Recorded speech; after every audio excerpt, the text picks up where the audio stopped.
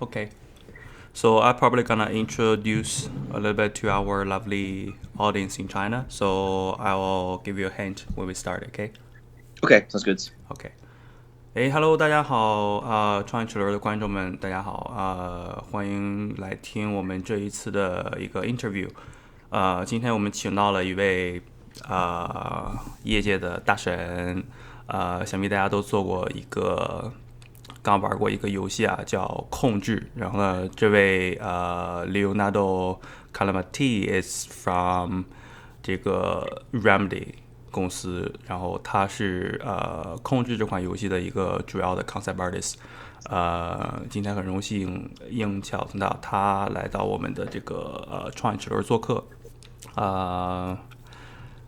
然后今天我们会跟他主要看一下他的一些比如说在控制上的一些工作经历，然后他在项目中一些出图的方式，或者说一些图背后的一些思想，然后整个游戏的一个规划，一个架构。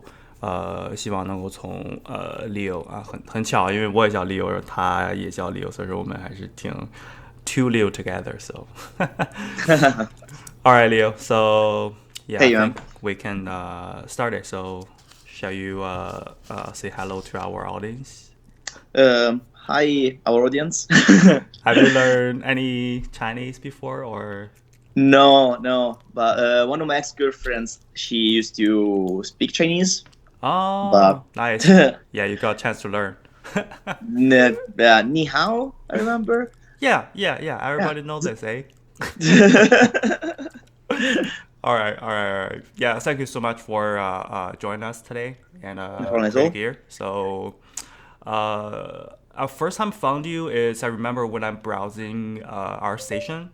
Mm-hmm. Basically, my daily job, before work, I got inspiration, everything from, different artists from our station. And then suddenly your work jumped out to me. And at that moment, it's like I just in the game. I haven't finished it. By the way, right now I finished it. Yeah, but before, once I saw your work, I'm just playing the game. And right. It's suddenly, it's like just wow, man, I can't imagine that this is a game to me. It's more like a movie type game. Yeah, definitely, yeah. Okay, yeah, that is like, and then I just like go check the details of the game, and I don't want to watch anybody to play the game because I'm just in the game right now, and it's amazing. It's different, like the scene. I feel like the first impression for different locations really wow me a lot. So, all right. So, sorry, I talked too far away. I want to pull back a little bit. What's your favorite part of the game so far? The favorite part? Oh, shit. It's, I remember one scene. Definitely, if we see the top three, the top one is the maze part. Nice. In the background, the maze part, I think I was ending of the game. With the maze, you kind of like chasing a people or killing people in like 4D perspective, and with the rock and roll music on the back. Oh, damn! I never experienced that part before. Yeah, that is definitely awesome. Most impression part. All right, so yeah, let's introduce you a little, your background. So, can you talk about your background in the industry and when you work for Control and how long are you on this project? Absolutely. So I'm Italian, although I live in Finland. Mm-hmm. At the moment, I work for Remedy Entertainment since basically the beginning of development of Control, almost the beginning. Mm-hmm. But I've been in the industry for almost 9 years now. Wow. And before living in Finland, I lived in UK for about 6-7 years until that. Mm-hmm. Where I worked for several companies, starting the early days from small indie studios, and then I worked for a while at Atomoke Design. Okay. Yeah, they make they outsource concept art for movies and games. Oh, it's an outsourced company. The type. Yes. Oh, okay. Yeah. Right. After that, I freelanced for about 5 years, basically 4 or 5 years. Okay. Opened my own thing, let's say, and that's where things started to open up for me, and I started to work on AAA titles. I had small part in Assassin's Creed Unity at the time. Yeah, watching there. Oh, you are on Unity. Oh, nice. Yeah. Nice. And in Hitman, Ghost Recon Wildlands, and still as an outsourcer. So of course, not the biggest role, let's say, but still, I had an impact of all those. Mostly Hitman is one of the ones I worked the most. Yeah. And lots of indies, because when you are freelance, you kind of get whatever comes. Oh yeah, that is the best job. Like to me, I feel like instead of like staying in house, I want to try freelance, that kind of life a little bit more. It's a lot of fun to do. Yeah. Yeah. And again, how do you feel like your because I interviewed another artist before. She's full-time freelance and work on so many different titles like every day.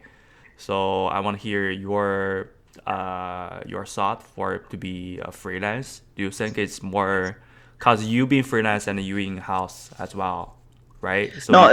At the time I was only freelance, and now I'm only in house, let's say.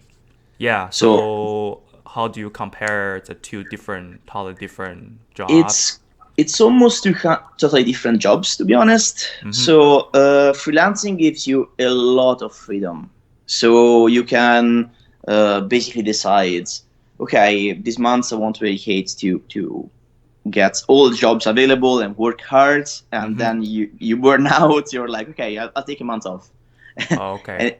And if things are going well, you can afford to do that. Now, it's not always the case. Right. And the main issue with freelancing, of course, is the lack of security in a way. That you feel like, you never know if you're going to have clients. Even when things go well, you have always this kind of a ghost behind you telling you, hey, you will not have jobs soon. So it's not very steady, sounds like to you, but on the other side, give you more freedom to enjoy exactly. life. Okay. Yes, yeah. And but to be honest, things were going pretty well. For example, when I got the job at Remedy, I didn't apply in the first place. They contacted me, and I refused the job twice. Holy. So, like people from the Remedy beg you, oh, join us, and then no, I'm gonna be freelance first, and then. Well, no, I wouldn't say beg me. Oh yeah, but just kidding. They've been super, super nice. But the thing is that I didn't fancy going to a company full time. I like the idea of having my own thing.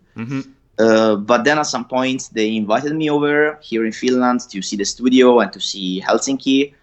And I have to say I fell in love with the city and the studio. And nice. Like the Remedy office is amazing, and people are so nice, and it's a very nice and friendly environment. And that's the thing that got me here the most. And then they showed me the prototype that at the time was Control. It wasn't Control yet, but would have become Control. Right. And I was like, yeah, I want to work on this. So what's the year the game is on? So I joined Remedy in 2017. Okay. I think. Yeah. So you basically on this game for 2 years. So on 17, the game is still early exploration, or how many years does the game actually take? Now I wonder if it was 2016 actually, but something like that. Okay. At the beginning the game was quite different, of course. At the time when I saw the game was now I can't talk about details because some things are NDA. Oh, okay. But surely the game changed a lot during the course of the development. Okay. But the thing that I really like about the development of Control is that everyone's opinion was involved. Almost everyone. Really? Yes. It's not. It's not like say it's a producer control everything and then one layer down. Like the big company do. Well, Remedy has quite a flat hierarchy. Oh, that's good here. Also, at the time we were a very small team when I started, because we were probably 20 people, something like that at the beginning. So on the project. So on 16, 17, only 20 people started this project. Roughly, yeah. Oh wow, that is holy. So how many people by the end to finish a game? I don't think 20 people can finish in 2 years. No, when we went in full production, we were about 100 people, I would say. Oh, right. Something so like that. Only Remedy is the one company, I mean, for production of Control, or do they have any cooperation company on the side? No, it's all made internally. Oh, okay. And the company at the time was split into two different projects we were working on. And when Control was in the early phases, of course, they were given just a small core team to develop what the game is about, what does the game look like, and so on. Right. For almost a year, I was the only concept artist on the project. Wow. So you control the soul of the game. Well, yeah. I mean, I'd like to say that, but surely most of the merits has to go to the art director, Janne Pulkkinen, and Stuart McDonald. Mm-hmm. That is kind of the words designer, let's say. Mm-hmm. And what I did is basically I kind of developed their vision for the game a bit further, mm-hmm. and apply it to the game in a way. Nice. Yeah, that is sounds like super more creative. Like, to be a concept artist, sometimes you don't really want to only be the hands of your art director. You want to say, express what I'm thinking for this game and then apply what I'm thinking on this game instead of just do the execution. Absolutely, and that's exactly what happens. Yeah. Nice. It was probably, surely was my best experience since I'm in the industry. The 9 years that I'm in the industry, this is the most fun that I've ever had, because really it was a creative process. And I think it shows in the game that it's made with heart. Okay. Yeah, like the Remedy, the company I realize is Control is the only game I played recently. Before I played Max Payne. Yeah. It's like, I think it's back in about at least 10 years ago. So I played the Max Payne. It's a slow motion shooting. And at that time, damn, it's is this a game? At that time I just played the PSP, that kind of tiny screen thing. Oh shit, I jumped to this and I got a computer. I think it's 2000. It's my right after my elementary school, middle school, something. I forgot which year, but yeah, at that time it's I played the Max Payne. It's crazy.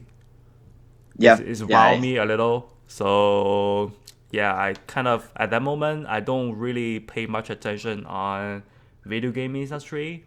In China it's like hard worker for study every day. That's their main job as a student. You won't be able to touch something, any entertainment like video game before. Video game is it's an evil.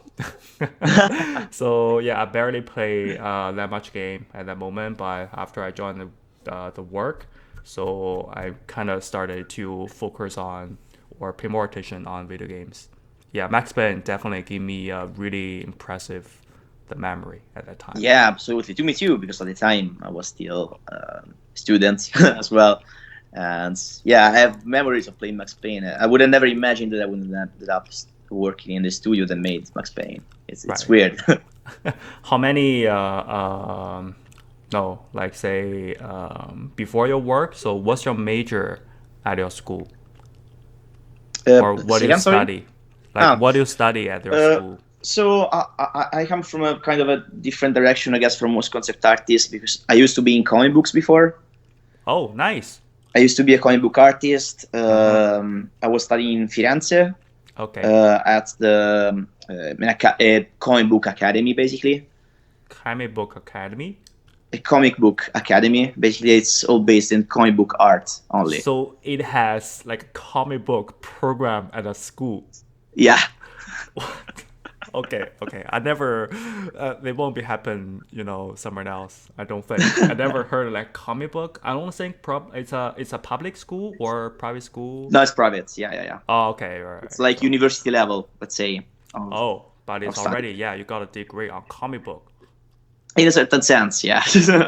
Okay. Shit, I want that program too. Yeah, but basically during it was funny because a classmate of mine went to London on holiday and came back with a magazine that was called Imagine FX. Okay. And that's when I found out about concept art, because before that I didn't know anything about it. And this friend of mine was like, "Hey, look, I found this thing. It's called concept art. It's super cool."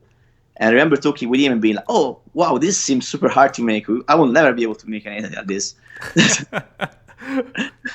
So like after you finish the comic book thing and you gradually transfer into a concept artist. Yes. So artist. Yeah, basically I was working as comic book artist and in the meantime studying on my own concept art. Okay. So of course I had the art fundamentals coming from an art school, right. But I didn't know anything about the needs of the industry and what it means to be concept artist at all. Right. And we are talking about 2010, and there wasn't that many tutorials or stuff like that online. Yeah. I remember the time. It's you barely can find something like what you can find right now. It's so many tutorials, free stuff on YouTube. At that time, it's very limited. Definitely. Yeah, it was so hard to learn on my own because in Italy nobody knew what a concept artist was. So I had no one to help me out. I heard the same thing basically from another friend, Oscar Cafaro. You probably know him, eh? Yeah, that guy is from Italy. It's we talked a lot before about the thing over there. So to say this is why he came to Canada, came to North America. Yeah, I'm not surprised because literally in Italy the industry is kind of non-existent. Basically, I don't know how it is nowadays, but I left 9 years ago. But I'm pretty sure that it's not much better. Okay, so I heard in Europe, I'm probably French, the comic book is a really big industry there. Yes, that is pretty big, both in Italy and French. Yeah, I heard people like they do statistics like averagely per person they have 5 to 6 comic book. Yeah, I'm not surprised. Yeah. Oh, this is real. Okay.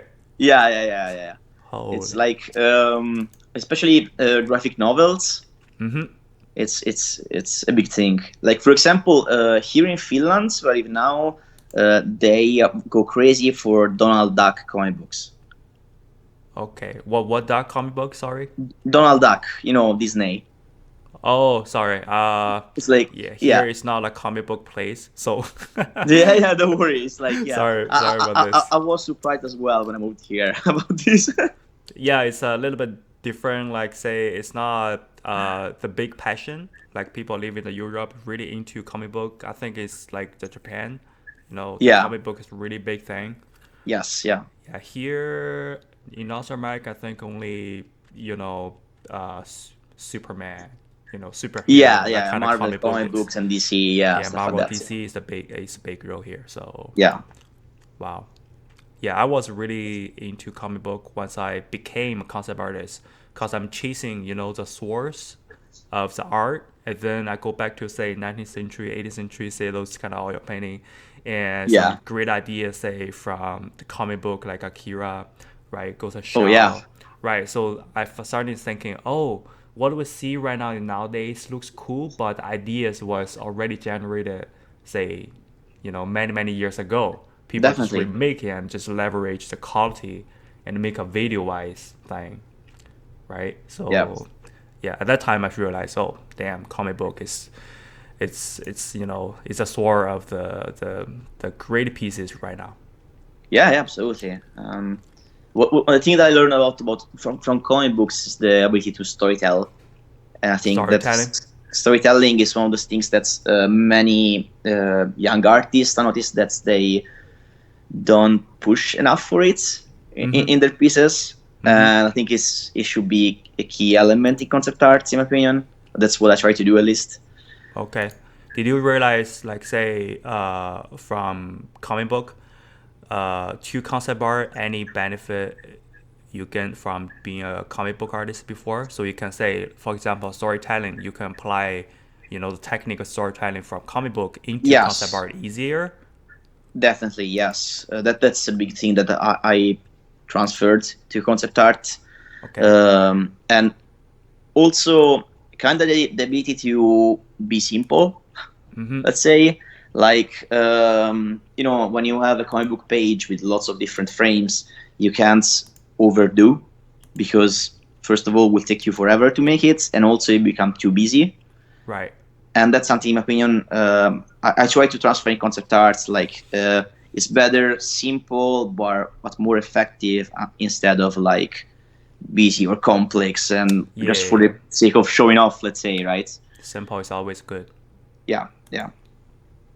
Wow, this piece remember me the Control a little bit. The things are floating and yeah. Okay, so yeah, I think right now we can back to Control a little bit. Yeah. So yeah, I basically remember everything you do here.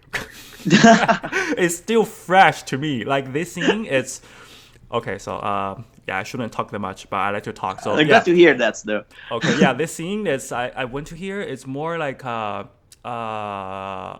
it's very like a fairy tale, that kind of feeling to me, but it's very empty, but looks like a very creepy. I see like a low poly thing, like child thing there. Can you share the screen if you are seeing an image? Oh, I didn't share the screen. I think I shared. No, sorry. Give me 1 second. No worries. Okay, here we Awesome. go. Yeah. This changed quite a bit in the final game, but the idea is kind of the same. Okay, yeah. So, yeah, you can talk. Probably like not go through, the specific image you do for this project. So, we want to hear something about funny stories and how this project's being constructed. Say from the 20 people, like your early team, to do this, and then if anything, like on the NDA, so you don't have to talk, but anything, you feel so like a freedom to talk about the project, some fun stuff, so you can introduce a bit to us. Yeah, absolutely. So basically, when I joined the project, the only concepts that were in there were from the world design director, Stuart McDonald. Okay. That he used to be a bit of a concept artist, but mostly an environment artist. He worked on most of the Grand Theft Autos. He was at in Edinburgh before. But yeah, and basically, kind of they gave me an idea of what they wanted to insert into this world, into the oldest house. Sorry? So what's the very, very early say Control is based on a movie or a novel, or? So it's based on an idea by Sam Lake, which is the author of old Remedy games, basically. Max Payne, of course, is the face of Max Payne also. Oh, okay, right. So yeah, I heard people say, "Oh, Control is probably, just like risking a Max Payne." I don't think that it's the true thing. Okay. No, okay. Not. I mean, every Remedy game has been written by him, by the same author, which is one of the best writers, in my opinion, in the industry. Okay. And it comes from his idea and has been then developed together with Mixu, that is the game director, with Stuart McDonald and Yannick McLennan. And basically, when I got to Remedy, they just told me, so we have this place, it's the oldest house, it's kind of a connection between different realities, and it's broad at the same time. We need to make it look interesting, and it's brutalist. So the first few months, basically, it was mostly research on brutalism and what is the architectural style. Oh, okay. And to be fair, before joining this project, architecture wasn't my main strength. So I had to do a lot of research on it. And Stuart, the director, he used to be an architect before, so he knew lots about architecture, and I learned a lot from him. Oh, okay. And one of the key things when developing the visuals is that we wanted to keep the game structure based on big, strong shapes, big, strong geometry, let's say, and not to go into crazy detail, and let instead the lighting do the rest. As I was saying, when I was directing the environment artists, I was telling them, let the concrete be the canvas for the lights, basically. Oh, yeah. In the game, I think the first two things is the architecture for sure. It's huge and a complex interior to me. And the second one is the lighting. I think the lighting for this game is pure, just gorgeous to me. It's absolutely. The lighting team that we have is just fantastic. Okay. And the engine that we're using, Northlight, it's just perfect for lighting. But basically, when I joined, we were a small team, and we had only a couple of areas white boxed. Basically, almost nothing was done yet. Wow. And at the time, there was another lead environment artist, Martin Vierne, that left the company not too long ago. Me and him mostly worked together on the first few visuals of the game. Actually, the first area that we developed is actually the Blackrock Quarry. Well, what is this? The quarry, the hinterlands with the Blackrock. With the starry sky. It's the most different area in the game, and it's probably the first one that we developed. Yeah, but like when I forgot like how many times I went through that kind of feels like it's a different world compared to the whole game. It's like it's a dreamlike. Okay, so follow along this, and then to the end of it's back to that kind of office looking, and then another details like you pull the light switch thing, and the 3 times, boom, you jump to another world again. Yes. So that is crazy. So you guys like think of the creepy idea, like you want to shout people? Do this, or I think one of the key elements in the storytelling of the game is that it needs to be hard to comprehend in a way, but easy to read. Right? So while you play, you need to be able to understand what is going on and but as a concept, it's complex, right? It's hard. It's very ethereal concepts of what the oldest house is and how it spreads towards other realities. Right. And of course, we wanted we tried our best to push this into the visuals as well. Right. One of the reasons why we went for the brutalist architecture and the kind of minimalistic look is because of also because of that, because we wanted to keep abstraction as much as possible in the game, and also it's also cost effective in terms of production. Yeah. So for like say this game, it's as known, it's more movie or filmic games. So is there any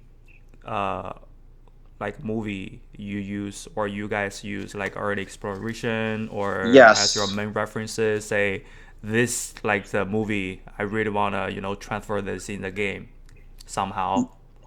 Actually we used to have for a while me, the art director, and the lighting guys.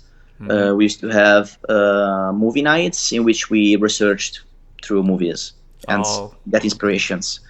So I would say Neon Demon is a big inspiration for us, especially for the lighting. Neon Demon, okay. Yes, and also Suspiria. This? Yes, yeah. it's a very weird movie, but the lighting is so amazing and the composition and yeah. Right. Suspiria is another one, and I don't know how to spell this. Do you know? Suspiria, S-U-S-P-I,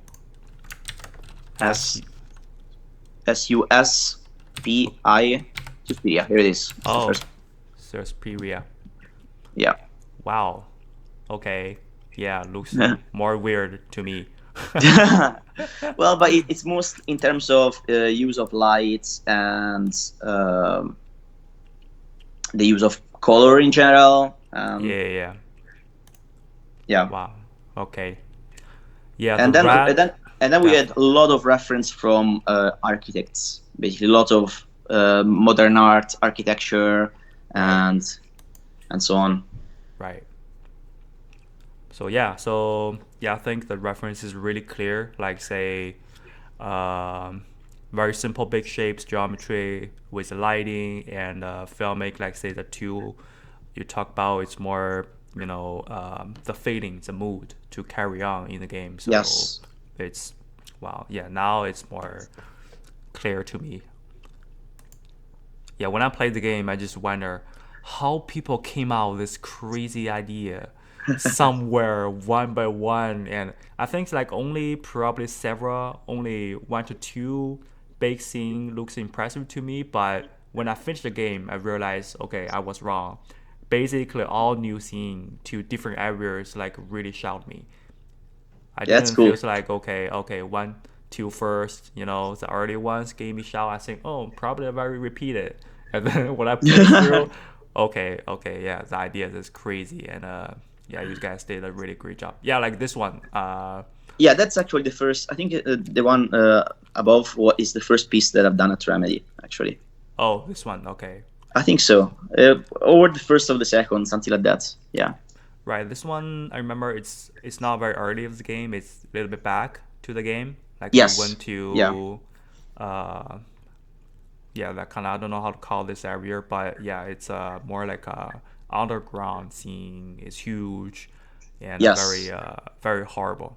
I don't dare to play any horror games alone at home, so I would say Control is the first one, and looks like a very creepy, and when I go to seeing people hanging in the air and they're kind of reading something, damn, that is like so scared. It's not like so scared, it's not like like Resident Evil that kind of really want to scare you. This one's like the feeling you transfer. Yeah. Watching and listening. It's yeah. Yeah, because it has a vibe from cosmic horror as a genre and new weird, I would say. Yeah, kind of like weird thing. Yeah, Annihilation, for example, has been a reference in many moments. I don't know if you saw the movie or read the book, but yeah, I watched that movie too. Yeah, and that's been a big reference, mostly in terms of feeling that we wanted to give, this sense of something is off, Right, the song. Okay. Yeah. All right. Yeah, like this one, I think for right now, how to develop the game or inspiration for this game is a little bit clear to us. So anything like say you guys came up at the very early stage, but you make a change or something at the late, some fun stuff. Yeah. Almost everything. Okay. So the way I think it's interesting probably for people to know a bit of the process, because I think sometimes, especially for newcomers in the industry, it's kind of hard to understand how things work in concept art, and also every studio works a bit differently from what I noticed. Right. For example, a system that's kind of we developed in creating this world is that maybe as a group together we were coming out with idea of what an area would look like, or what would require, and so on. Right. And then I would do like an early concept, just to show the idea, the feeling of it. At which point the environment artists with the level designers, they built together something about that, but maybe it wasn't working as well when put in game. So at the point they modified it their own way, and they sent me back a screenshot of that, and I painted over that to possibly improve it. And it's all this back and forth between the team, and teamwork has been like very much key in this game. I like the maze, like you were naming before. That's the part that you like the most about the game. For example, that's completely designed by me, and the environment artist Masao Ogino. I don't know if I pronounce well his name. And Anne-Marie, the level designer, and the three of us came up together with the whole idea, the visuals, and how we will develop, and so on. And then narrative came up with the backstory from it, and the idea of putting the music. That part is definitely it just like let you experience the game. There's no any hardness. Like by the end of the game, it's a little bit hard because I die like say 9-10 times. I just can't pass it. I take an hour or something to go through the final thing. But in the maze part, it's really smooth to me, and especially following the rock and roll music. The music is Control something. It's really heavy metal, and then follow that kind of feeling to go through the maze. So this is why this is probably the best experience I play the game. It's cool. Yeah, that's awesome. Definitely 4D perspective. Remember me a movie? I forgot the name. It's very old, and you probably saw that movie. It's a man was behind like a bookshelf. Sorry, say again. It's a man. He was behind a bookshelf, and then he sees through the book something, and then there's a girl in the real world, and then the man tried to, make some movement of the book, so the book fall down the ground, and then the girl realized, okay, so the man is somewhere. So I forgot the name. The movie is really old, so you probably know this, right? It's quite famous. It's a futuristic movie. Before. That doesn't come to my mind at the moment, but yeah. Yeah. Okay. So. But one of the references actually that we used for the maze, it's Barton Frink. It's a movie I think it was by Coen Brothers. Not sure. Okay. And it's a very different style of movie than what Control is, but just visually for the maze. But yeah. Nice. I wanna search it. So what's the name of the movie you mentioned? Barton Frink, I think. Barton. Barton. Bur, I think. Toon. Oh, okay. Barton, yeah. Bottom. No, Barton. No, you spelled it right before. Bur. Oh, okay. So Barton. Okay. Barton, yeah. I think. Let me search it as well. Right. It comes Barton of something. Yeah. Sorry, I don't remember the actual. This one? No. It's something completely different.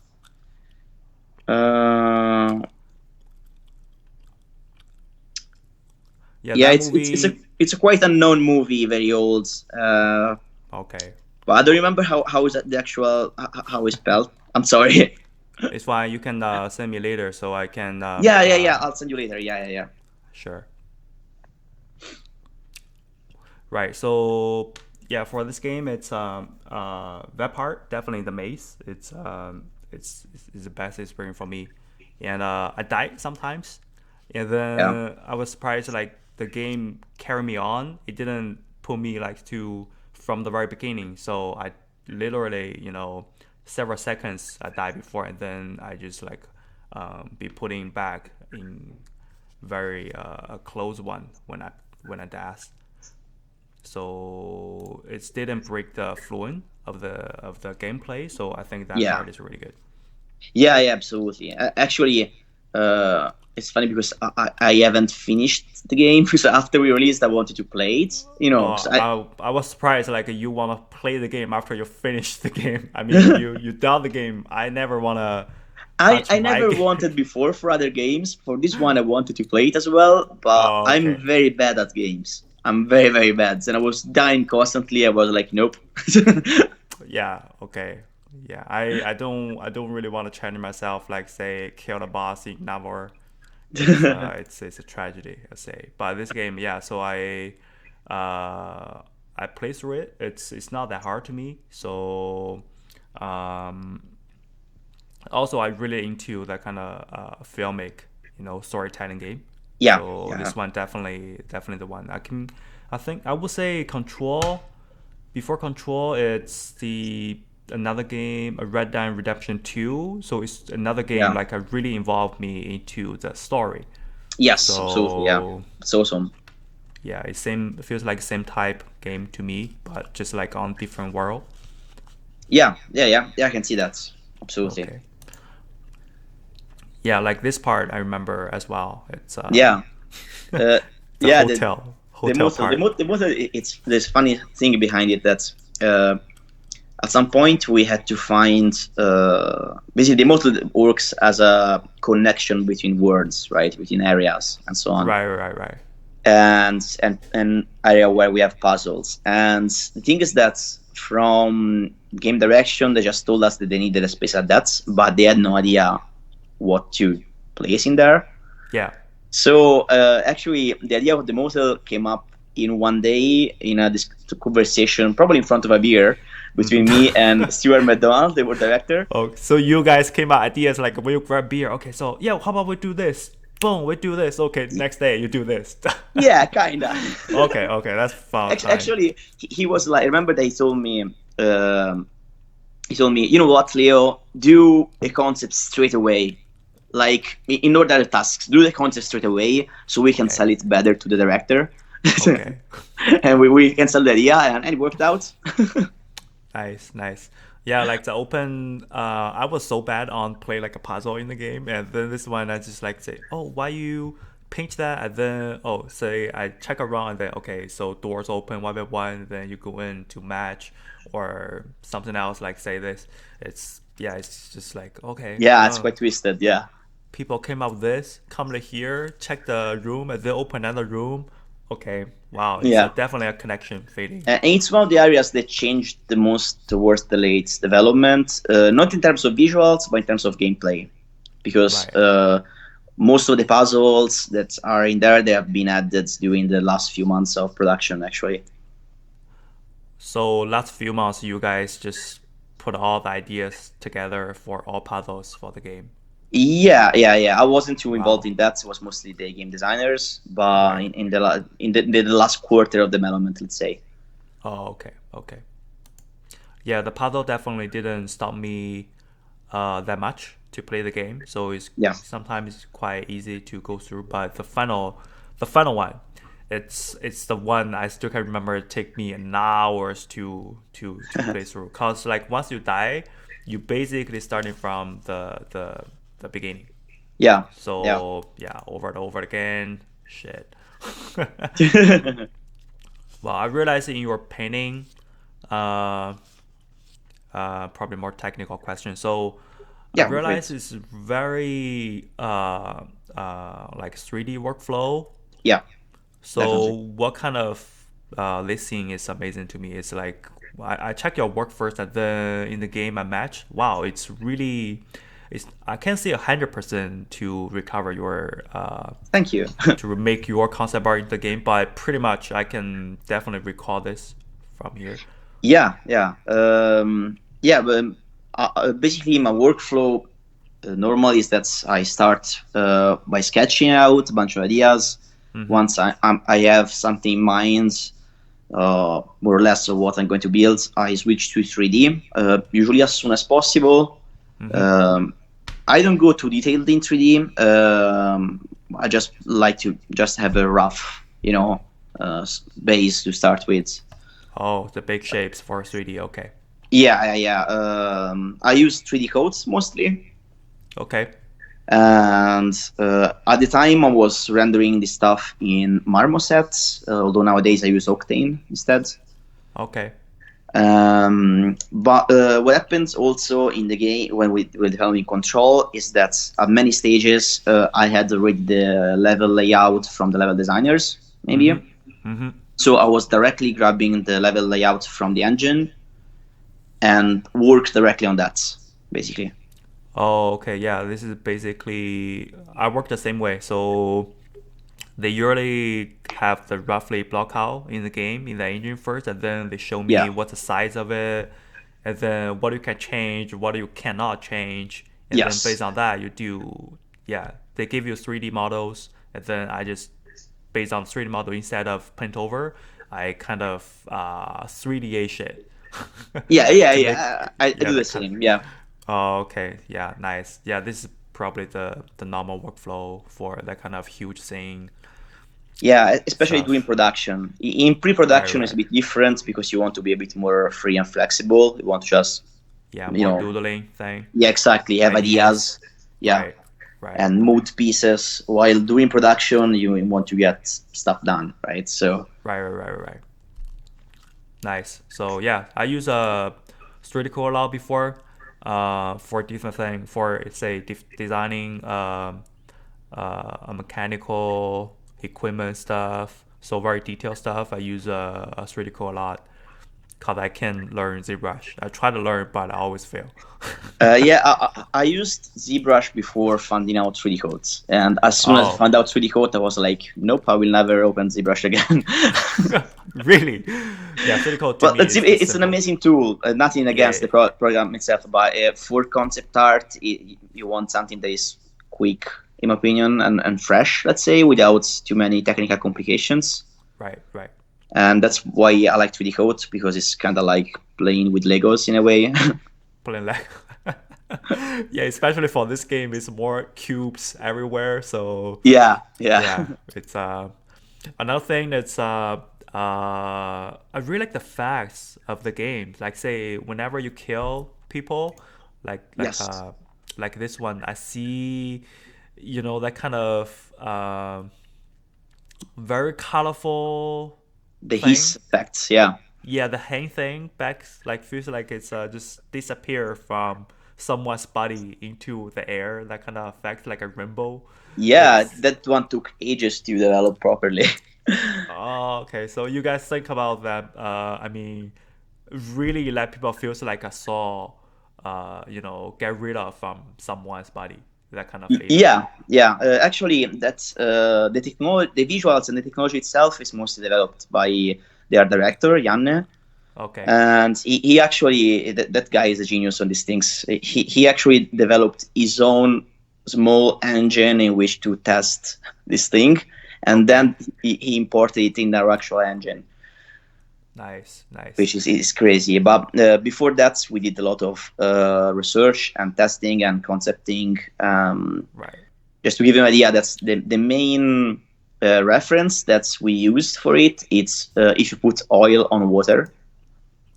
Oh yeah, it's oil on the water. Yeah, under especially the sunshine, you really clear see it. Yes, exactly. Yeah, that part is like that the effects so used for this game, I think like it's really amazing, and the lighting definitely it looks real. It looks like I'm just right into the room, and then the lighting, the air density, push the distance, the space feeling, especially the exposure light. So when you from the very large distance that you see somewhere, it's like very exaggerated exposure lighting everywhere, but you go in and then the lighting change back to the normal. So that is amazing. Yeah. A big shout out to the lighting team. They're just amazing. And it's super fun to work with them. Absolutely. Nice. Do you do any direction for them for, it's not direction, like say give them some hint for how to light in this, or yeah, definitely we worked together on it. It was kind of back and forth. Like sometimes they got inspired by my concept. Sometimes I got inspired by some stuff that done in some other rooms. So it's been very much of a collaborative work, I think. Right. But yeah, they had a very, very clear vision of what they wanted to achieve, and they did it very well, I think. Wow. Yeah, this is the lighting. I think it's really important for, say, the programmer or lighting team. They really know what they want. Then Yes, they can definitely get what they want. So nice. Yeah, Something like this. It's a little, repetitive, but everything you feels like it's simple geometry, but it's different.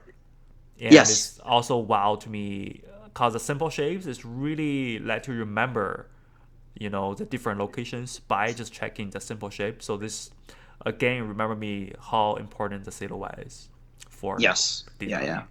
So absolutely. Cool. It's silhouette and light are kind of key in this game. Absolutely. Okay. Oh, I remember this guy. It's floating everywhere. It's okay. If you want a funny story from that, I think I can say this without problems. What's it? So basically, the idea came from Teemu, which is one of the level designers, very talented level designer, and he basically. So for this game, I remember it's like you mentioned so many people from different teams can contribute ideas to this game. So it doesn't matter ideas have to be 100% from art director and concept artist. Someone else just work. Well, the prototype came from the level designer, right? Okay. Yeah, so he made this kind of, at the beginning was just a ball that was walking around, that was damaging you when you get close to it, right? And he called it the fire slug. And we were like, we will not have fire slugs in this game. It doesn't fit the game at all. Okay. And so basically we find ourselves tasked with finding a way to implement fire slugs. and so the visuals changed a lot from the fire slugs and went into what is in the game. Right. It looks like when I saw this guy came to my mind. It's do you know this? Oh yeah. Absolutely. Yeah, this one is definitely the first impression I saw. Oh, damn, this guy's delicious. Yeah, it's super good. So it's kissing me. It's this one is. I saw you guys was got inspired by this one, to make a movement in the game. So to be honest, because of the gameplay needs, that's if you get close, it damages you. I was thinking about doing spikes and something like that. Right. And that's why I came out with this design. That's it changed quite a bit in game afterwards. The VFX team improved it definitely. Yeah. But the initial idea was a fire slug. But anyway, so I think the storytelling is for this one is pretty strong. At least you got like some very sharpened shapes. Feels like you don't want to like a ball, like really surface friendly. This one definitely you don't want to touch it. That kind of feeling. Absolutely. Yeah, absolutely. So, wow, I think how by the way, your concept piece is really real, and the lighting, everything, it's basically you do this in 3D render, or cause texture wise it looks like really much real to me. It's a mix, basically. These ones are made in marmoset. Okay. Lighting in marmoset is okay, but it's not amazing. It's not super realistic like can be Octane or something like that. Oh, it's already really real. But basically I had to work on a lot on it on Photoshop, let's say, to make it look more realistic. And again, I cared, once I moved to Photoshop, I cared more about giving the sense of realism more than too much painting over, Oh, okay. So you try not give too much, fancy brushstroke. Exactly. Yeah. In some other type. Okay. Yeah, because it wasn't needed for the purpose of this piece, right? In some others, it was needed. Because this piece, basically, I was just taking assets from the game and building them together and adding elements in 3D. So there isn't much that is painted here. Yeah. for this one. While some other images, there is a lot of stuff that is designed directly while doing the concept, so those require a bit more, painterly work. Right. So for different tasks, you choose like different, say, technique. Someone you want to make it more, push it more little, Yes, like a painting style, molding style. So okay. Wow, Yeah. this sounds so nice. Yeah, this is the opening scene, right? I remember. This in particular is from an area in the research sector, while the one above is the opening scene. Yeah, the building from outside. Yeah. Yeah. This, for example, I made it a bit more painterly, also because it was meant to serve both as a concept, and I wanted to reuse it as an in-game art. You can find basically painting with this in the game. Oh, okay. So it's basically, this hand on the wall somewhere or somewhere. Yes. Yeah. Oh, okay. Sorry, I didn't pay much attention. No, on don't the details. But it was also served also as a concept for the artists. I just wanted to kind of save time and do a piece that worked for both cases. Oh yeah. That saved times definitely. I noticed in the game you got so many weird, that kind of, some people say it means lucky. Like some small elements, especially in the Chinese shop, they got a little cat. Oh yes. Right, like this. And, yeah. So what's the kind of story behind like this cat and like this? Yes. Do you remember this? So yeah, what's the story behind this? Like it's really it's weird why this stuff shows up in the game. And I saw another one. It's a face something. I remember. Yes. Yeah. Okay. So basically, there is an area of the oldest house that is called the luck department, where basically they study how luck.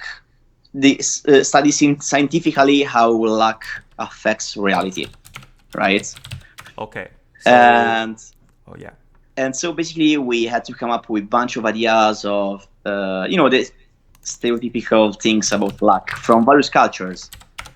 Most of the ideas they come from Anne-Marie. She's the level designer in that area, in that sector.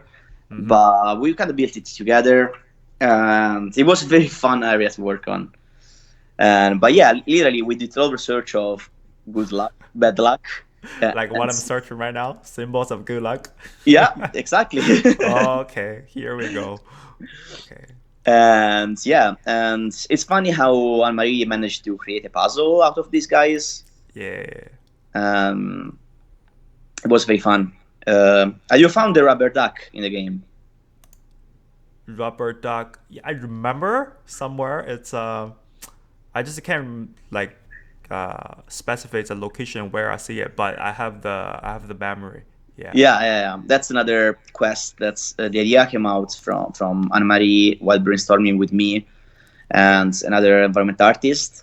Okay. And we kind of wanted to put this kind of because it's a very dark game, right? And we want to add like a bit of silliness here and there, but while keeping it still creepy. Okay, yeah. It's, you know what I mean? It's a little bit against each other, that kind of controversial kind of a comic scenario. relief. Right. Like for example, there is this rubber duck that's it's a rubber duck. It's a yellow rubber duck, so it's kind of funny, right? It's for in the middle of this dark burrow, but it's cursed, and as soon as you touch it, it follows you everywhere. Okay. Yeah, that's really nice. Like it feels like you play a horror game, but it still have some lovely sweet elements in. So like chase back to the balance point. Yeah. This is really nice. I like the scenario thing. Okay, so by the way, so for this girl like Jessie. Yep. Is her face based on employee from Remedy or? No, it's an actress. It's Courtney Hope. Who? Courtney Hope. Courtney Hope. Yes. How to spell this? No,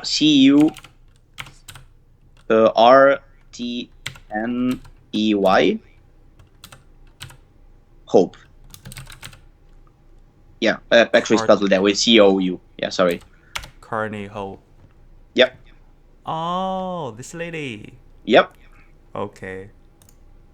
Yeah, like people guessing, it's Remedy remake the characters based on the employee, cause in the Max Payne, the main character was from the director. Yeah. Kind of. So people are guessing this. So No. okay. Although she's also in Quantum Break as an actress. She in the Quantum Break. Or, sorry, I didn't play that game, but Yeah, no, it's okay. I will try. Okay. Yeah, it looks pretty much same, eh? Yeah. We have an amazing Okay. studio for scanning actors. Okay. And actually, it's one of Remedy's pride that most companies that are of the size of Remedy, which is not huge, they usually hire other studios to do the facial scan and the body scan.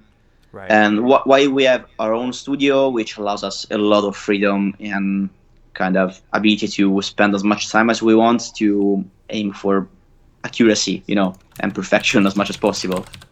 Right. Wow. Yeah, that's with some lake. Okay. Yeah, that's pretty. You call me a lot. Okay, make it clear. So. Yeah, I worked with her a couple of times directly with her because we had a lot of photo shoots for references for concept artists.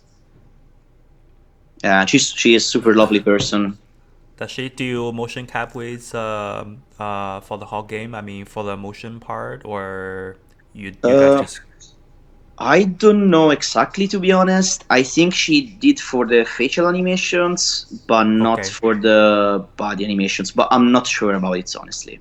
How about the voice? Like her voice is like. It's her voice. Yeah. She did the acting. She was also nominated for best performance at the Game Awards. Oh, okay. We had 2 nominations for actors. Her and Matthew Porretta, that plays Dr. Darling. Right. Yeah, when I played the game, another little details, something probably not pay attention. It's when she like talk with the NPC in the game, and then you hear like another voice from her heart. Yeah. That little feels like, oh, so she tried to hiding herself, or any stories, like why you guys like choosing like 2 different kind, like say what she's saying probably not matching what he's thinking. Well, it's kind of explained at some point in the game. It's a bit of a spoiler. Okay. But basically, at some point, it's like if she's talking with what's the name? The Hedron, Polaris, basically. In a way, she's talking with herself, but it's like if she was talking with Polaris in a way. Right. It's kind of the 2 voices of what she actually says and what in her mind is her dialogue with Polaris. Right.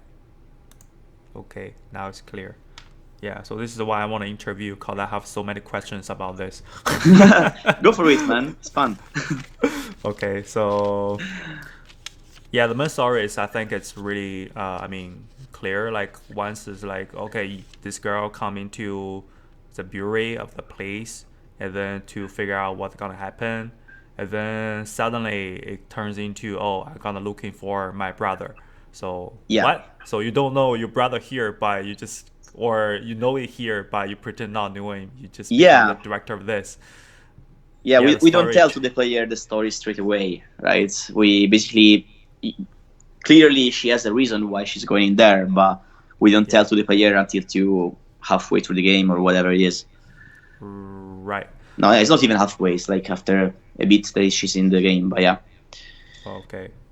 Looking for brothers. Okay. Yeah, for sure. His brother is really, the first motion to reveal his brother the shots. I mean, the game, the cinematic is very filmic as well. So Yes, yeah. Didn't show his face until the last minute, that kind of thing. Yeah. That is really cool. And he's an awesome character. It's probably one of my favorite characters in the game. Okay. Let's see. Yeah, another one. It's the weapon thing.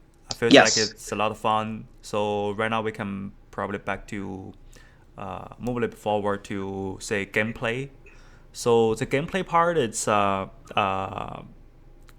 be honest, it's really fun to me. I know I didn't finish like all tasks. Probably I lost like some other skills, like say I don't have a chance to have a shell thing. Yeah. But in the half part, I basically go through the main task line, so I can fly and at half part of it game. So and throwing stuff, throwing people, and throw the grenade back to the enemy. So that part it's a lot of fun. So reach to the end, I feel like wow, this is a full game. Revealed to me. So and the gun, it feels like it's a lot of fun. It's all the elements in the game feels like it represents the meaning of control. You control a gun, the first moment you pick up it feels like you can control it, but gradually you can make the gun change to a different shape. Yes. So these ideas, right? Yeah, absolutely. And that comes a lot from Mixu, the director of the game. He wanted the game to be fun. He insisted so much about the fun factor of the game. And to some point, that this has always happened in development. There's been like lots of clash of opinion of groups of people that wanted to push more for moods or more for gameplay. But at the end, we managed to kind of make the thing quite balanced between the two. I feel like we both won. But yeah, Mixu is an amazing guy, an amazing director, and he pushed a lot for the gun, the way it was supposed to work, the way it's supposed to be, and I designed some of the shapes of the gun, not all of them. I designed Pierce, for example, which is the more sniper rifle kind of version, let's say, like the one with the big blades. Release, eh? Sorry? Like you hold it and the release, it should. Yes, yeah. That one, that is my favorite gun because you can kill the enemy in one shot. Yeah. I designed the visuals for that, of course. Nice. But yeah, it's been a long process developing the gun itself. And to be honest, now I can't say too much, but also during the development, the gun changed a lot in terms of the idea of the gun itself, what it was supposed to look like, what it was supposed to represent, what it was supposed to be. Because at the end, if you think about it in terms of story, it's kind of like Excalibur, where you collect the gun, you are the new director, right? It's kind of like Excalibur with the sword, right? Okay. Yeah, that is like a fun part to me for sure. The gun, because you didn't like other games, you collecting different guns, you just holding one gun, and then it feels like you use your mind to change the gun into different functional guns. Yeah. Right. Yeah. So that is a really good idea to do this. Yeah, I really like you can throw the enemy back to hit another enemy. That is okay. It's just like so fun, and the effects plus the sounds, like you got that kind of feeling. It's the sound design in the game is so good. It's like the audio team did such an amazing job. Oh, nice. Yeah, this is the music, it's sound, it's just like all the effects. And it's so nice to see, because in game development, things during the last phase, they start to come all together, right? And it's fun to see once we start to implement the sound effects, the actual final good ones, into the game, and how much they added on top of the VFX and on top of the improved gameplay and so on. It's such a magical experience. Magic, yeah. Like a making game is definitely it's really magic. Oh, this one I watched this. It's really another very funny question. So in the prison area, right? So I like a circle big prison area and it goes through one by one. I noticed like the thing feels like it's a rubber thing on the wall. It's remind me the studio, like a music studio, that kind of feeling. Yes, definitely. So what is the idea behind this? Why people make this? Like make me feel like the prisoner is not like a human being something. It's like a fridge, like a goose something. It's why you put like the kind of normal daily furnitures like a prisoner. Okay. Yeah. Actually, this idea I think comes from me. I think, if I'm not wrong.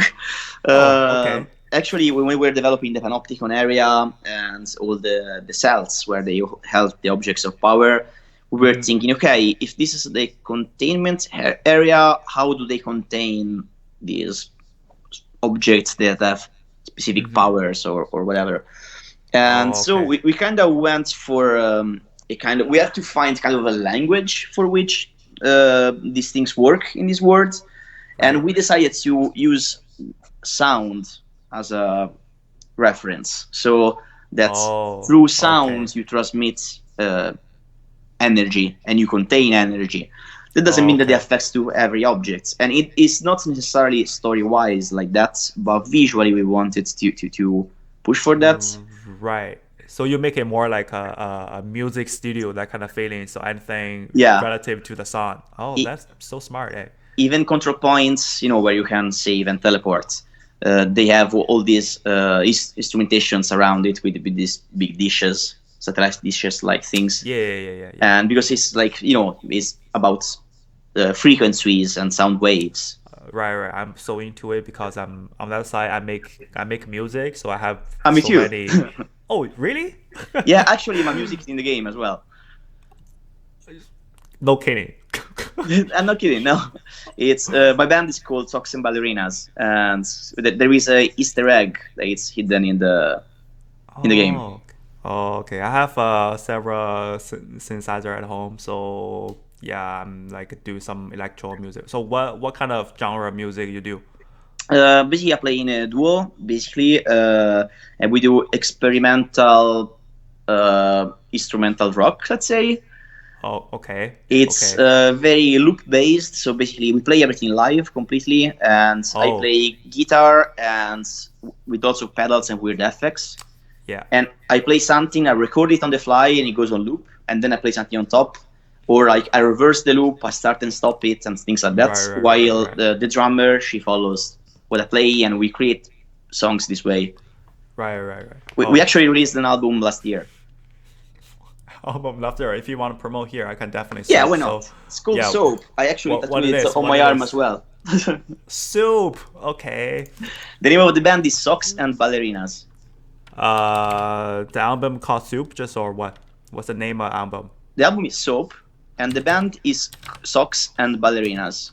Socks, just Socks. Yes, and Ballerinas. How to spell? BALLERINAS.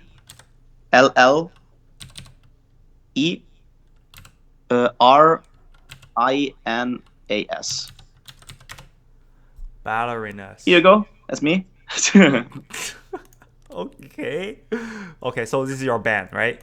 Yes, you can find us on Spotify and Apple Music and all this kind of stuff. Oh, here we go, guys. So we got a game developer as well as a guitar player here. I'm in the music for longer than I am into concept art, to be honest. Nice. Yeah, I always think like you to be a concept artist as well. Cause I do music as well, but I do electronic music. It's more like by the synthesizer stuff. Yeah, I figure a lot out when I play music. I mean, relative to how to draw well, the volumes, the values. It's same with a wave in a song, so it's absolutely all the same scenario to me. Yeah. Okay. It's interesting to see how all form of art are kind of related together in a way through because at the end there's a lot of mathematics and physics in every form of art. Right. if you think about it, in music, of course, sound waves, it's all physics, right? And in painting, all the percentage of color and so on, everything is like there's a lot of mathematics involved. Right. Yeah, I will definitely check it out. I'm definitely a music fan for different genre. So yeah, it's weird stuff. Be aware. Okay. But so far we are having quite a positive reviews. It's gorgeous. Yeah, this singing, just by accident opened this. This singing that's. So remember me? I forgot. Like there's a a rumor thing. It's SCP. Yes. Yeah. The like SCP is like people make it up like a community. So they have so many weird monsters. Like one monster is like a sculpture. You have to keep your eye on it. You can't close your eye. Basically, they have two people to watch the thing, and then another guy gonna kill a wimp. So gonna blink. So they gonna tell another guy, okay, I'm gonna blink in 1 second. And that guy gonna keep the eyes open.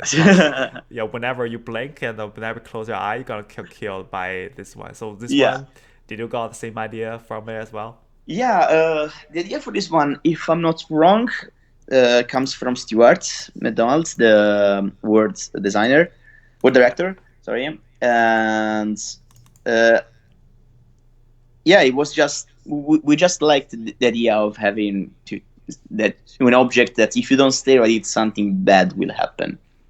We didn't even have any idea at the beginning of what it would have been. Just it's bad if you don't stare at him. And right. So that one definitely okay. It was funny because I basically had to come up. If you look on the fridge, there are some kids' drawings, and I made those kids' drawings because we needed something to put there. So in one day, I had to kind of study how kids draw and try to make kids' drawing that look actually made by kids. Okay. Which is it's not as easy as it sounds. Okay. Yeah, the sound it's definitely it's really important part to each game to me. So yeah, for this game especially, it's filmic, it's more storytelling, and then the audio part is definitely it's really big compared to say people always talk about the gameplay, always talk about the Vera. I think the music on the side it's another definitely big part to me for sure. Definitely. To others, but yeah, to me it's a big deal. So right. But I'm so glad to hear that you like the game so much. Really, it means a lot. Oh, I forgot to congrats, Control win the best art direction award in the TGA. Yes. Yeah. Congrats, guys! It's really thanks a lot. It's really big award definitely for each game developers. They can solve their little case. Cause I treat my game like my kids, so I got the feeling, absolutely, and we put so much passion and hours in developing this game. Right. And it's always hard doing, especially halfway through development, because you start to feel like, oh, is this gonna actually work? You start to question your choices and so on. Right. But then at some point it works out. Nice. Yeah, I think to be a designer, no matter the concept artist or illustrator or whatever, once your idea became true in one product like game or film, so that moment it's really surprised me. Yes, it's like at the end we are creatives because we like the idea that before there was nothing, and then something at some point you create something and there is something there, right? Yeah. And it's one of the best feelings ever. Right. Yeah. Or I play this game. All the benefit, I would say, all the people can feel this. It's definitely, to me, it's really it's really, really good game. So I can barely find something I can complain about the game. Only thing it's probably I usually very easy got lost in the game. So I really rely on the map. And for this game, the map, God, they have like different like stairs. So and the map is overlap each together. So somehow take me a while to finding the right place. Yeah. I know that we received a lot of complaints for that, to be honest. Oh, okay. Yeah, that is a little part I feel a little painful, like how to. But after then, I realized I can just like jump into the place. At the beginning, I don't know how to jump, like quickly just transfer from one location to another. Like whenever you control like one spot, so you can transfer from different spots. Yeah, right beginning I didn't realize they have that function, so I literally just run back to the aerial. Wow. It's testing my my mind, like, okay, so patience. I remember from here to here and the different doors connect to each other. Oh shit. But after then I figured out, oh fuck, you can so you can transfer. I feels like how donkey I am before. So that's the painful part. But I went through it. It's you got lots of the direction, the map on the game, but the thing is I play like a Chinese version, so it's different. So the game's like showing this one, and then it's not matching English. Somehow the name is a really big word. I don't really know how to see it, so I can't find the location, and then I have to switch the game back to the English version. So this is the place I'm gonna go. So yeah, I think you guys don't want people just following the map, just checking in game, right? Yeah. I think that was the intent. I think actually the system with the map calendar changed many times. I wasn't involved in it, so I can't say much. But I know that we had several different way to guide the player here and there, but this part is really good. The elevator part, like no matter where, the elevator part looks same. So whenever it goes here, damn, it's kind of like a home to be, like the feeling to be home. So it's I never get lost when I have the point always in the memory, so I can recall this area as elevator. So it's equal. So like it. Yeah, the elevator entrance actually is one of those lucky concepts that's at the first concept we were like, yep, this is good, confirmed. Nice. This is really good to repeatedly use it for all the elevator areas. So it's really nice. And then whenever I go like the very RC stuff, I take photo for sure. Like it's always like means floating, like the people. The body is floating, but this one is always kind of floating. I'm guessing you guys wanna represent the same genre thing. Absolutely. Yeah. Right. Everything feels like it's very 3D dimensional. Like even the lights hanging, it feels like it's up to the air. So that is really good. The contrast to me. Yes, and also we always try our best to improve the verticality in the game as much as possible. Okay. And so to put elements quite up high, which is not easy in third-person shooter because in most cases in third-person shooters half of the camera goes towards the floor. Right. So when sorry. So we had to find ways through architecture and through composition to kind of encourage the players to lift the camera up, let's say, as much as possible. Right. So the game I'm working on, when I do the level design thing, if I want to put some focal point up the air, and they usually say they don't want to push the player up the air because your enemy always on the ground. So I will never got chance like to do like a fancy, what do you do in the control, so you can really put the focal point up to air really high, but say in the Watch Dogs Legion. So when I do the level art thing, I can I barely got chance to to do that kind of in air focal point. They usually stay around the ground because they do the task, and people usually walk around focus on the enemy.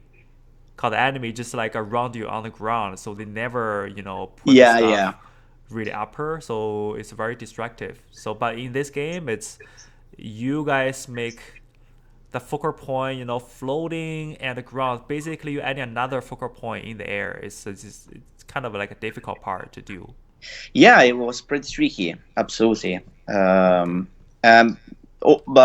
Also we had to design all the environments while keeping in mind that you will play the first time while walking and the second time while flying, because at some point of the game you unlock levitation, right? Yep. And you unlock in the second half of the game. So and most likely you will go back into areas that you explored already without having that power. So we had to make compositions that kind of work in both cases. So from lower angle and higher angle have yes working. Okay. Yeah, and it wasn't easy. And actually, one of the key things that we did in the game is we call them churches. Basically, is to create these long rooms that kind of look like a big temple or a big church going towards a focal point. In that case, they work in multiple positioning on the camera. They almost always work. Oh, okay. Wow, that is a lot of work. You have to testing environment from different angle. Yes. Because remember that it's not a linear game. Yep, it's half open world game. So yeah, exactly. It's basically, right. I mean, the story is linear, but the gameplay is not in a way. So you might get into a room from one direction, and after the next mission, you get back in that room from another direction. It's the mission flow is quite twisted by design. So you kind of need to find ways to build rooms in a way that work from every direction. This is a good example, the one you have now. That's it needs to work from both directions, and it was kind of tricky, but I'm quite happy with the results. Yeah, I think this is why I probably use more symmetrical design, so it's easier from different direction to keep the better looking. Yes, definitely. Right. Wow. Yeah, this kind of it's a very wow moment everywhere to me. So, shit. Yeah, only thing is on the gameplay when you're fighting people in the pure racing. Wow, this is amazing. Very filmatic. The pure racing, it's a little bit hard to aiming the enemy, and I'm using controller. I'm so bad at aiming, by this, and I'll die so many times whenever I met a boss, the boss fighting. And I'm terrible as well. Okay. I feel like it's just so hard to aiming and so hard to finding the enemy, cause they both rad with the environment, so that is really tough. Yeah. Indeed. Okay. All right, so yeah, I think we are pretty much like this. Anything else you wanna say to us or share your no, I want to thank you for this. It was super fun, and it's our appreciate. Yeah, and really, seeing the support that we received for the game is just amazing. I think it's important for people to remember that this game, Remedy is not a big studio. It's a renowned studio. We have quite a big name, but the studio itself is not massive. And being able to compete for Game of the Year, even just by being nominated with much bigger studios and bigger corporation type studios, it's. But yeah, if you don't talk about studio, only see the game, I barely see it's from a small studio, to be honest. Yeah, so this exactly. game, quality wise, is definitely a really, really high level in terms of different aspects of the game, storytelling, narrative, and the visual especially. And gameplay, it's all the part of the game. I think it's definitely worth the award. Yeah, yeah. Nice. And we are looking for concept artists. So, oh, really? You people want to apply. Okay. Yeah, that's good to know. That's good to know. But Finland, eh? So definitely I'm gonna check it out. Yeah. Okay. All right, man. Thank you so much for joining us. And thank you. Share your stories for this project. It's amazing. I think it's like, the first point I want to really interview because I finished the game and I really experienced the game and then got so many stories and as well, the game won a reward and then it's best moment to know more about the game and then we did it today. So I'm so happy and sounds great. Thank you so much, really. Thanks a lot. Right. So yeah, I think this is it. So I'm gonna end this and then follow this guy, Leonardo Calamati. How to pronounce this in Italian? Leonardo Calamati. It wasn't too bad the way you pronounce it. Okay, it was quite right. Leonardo Calamati. Okay, yeah, that kind of the rhythm in the Italian pronunciation. Calamati. Okay. Right? I'm correct. I think I'm correct. So. Yeah, it's fine. Okay. Thanks. All right, man. So yeah, this is today. So thank you so much, and then hope we can work together in the future. Yeah, why not? Thank you for having me. Right. Thanks. Bye. Bye.